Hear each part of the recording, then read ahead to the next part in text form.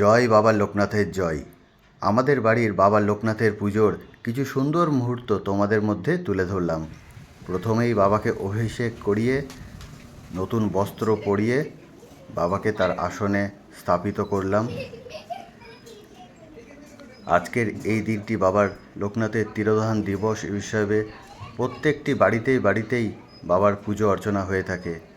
তো সেই মতন আমিও আমার বাড়িতে ছোট্ট করে চেষ্টা করলাম বাবার এই তিরোধান দিবস পালন করার।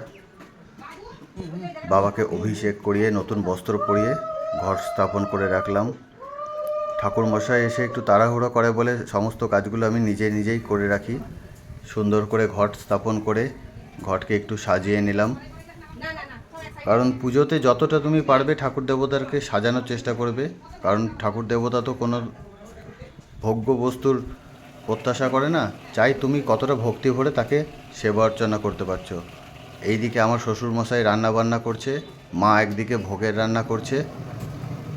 তো অনেকে আমাদের বাড়িতে পুজো দিতে আসে, তো তাদের জন্যই একটু স্বল্প প্রসাদের আয়োজন করা হয়েছে।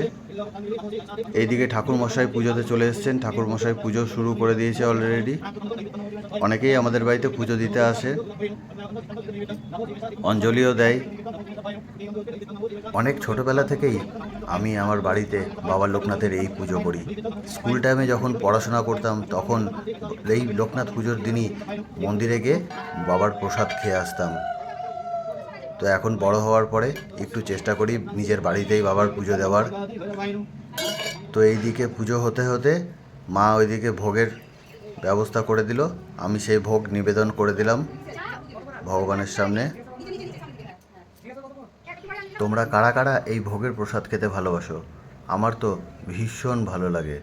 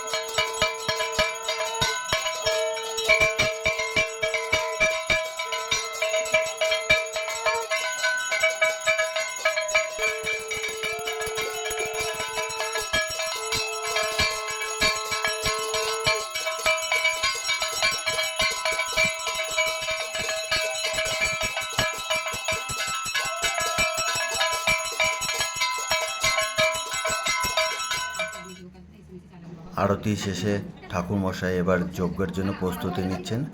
ঠাকুরমশাই এবার যজ্ঞেতে বসবেন।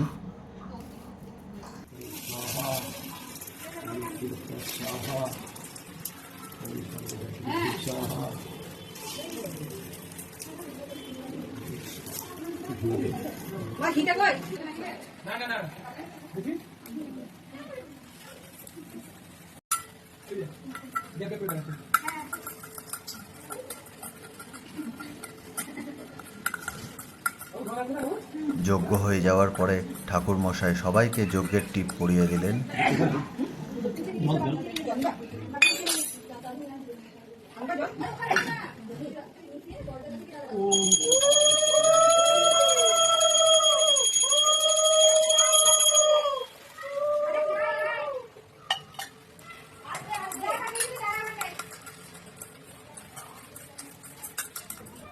সবাই একবার বাবা লোকনাথের চরণে প্রণাম জানিয়ে বলো, জয় বাবা লোকনাথের জয়।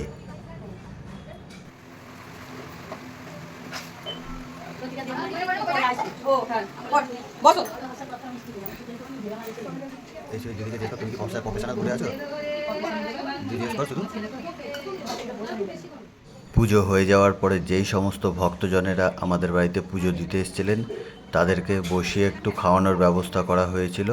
তো তারা সেই প্রসাদ গ্রহণ করছেন। তো কেমন লাগলো আমার বাড়ির বাবা লোকনাথের পুজো একটু কমেন্ট করে জানিও। জয় বাবা লোকনাথ।